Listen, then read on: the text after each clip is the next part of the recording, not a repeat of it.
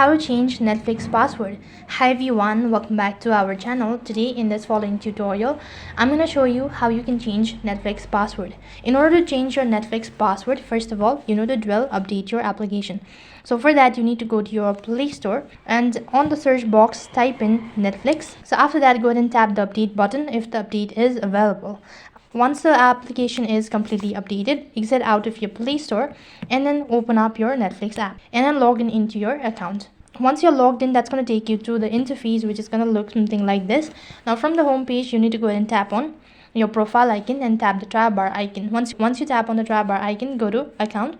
As soon as you click the accounts button, it's going to take you to this interface where you'll be able to see your information. So over here you can see there's the password, and under it you can see there's change email address as well as change password. In order to change password, go ahead and tap on change password button, and next page is going to ask you to enter in the current password. Then you need to create a new password.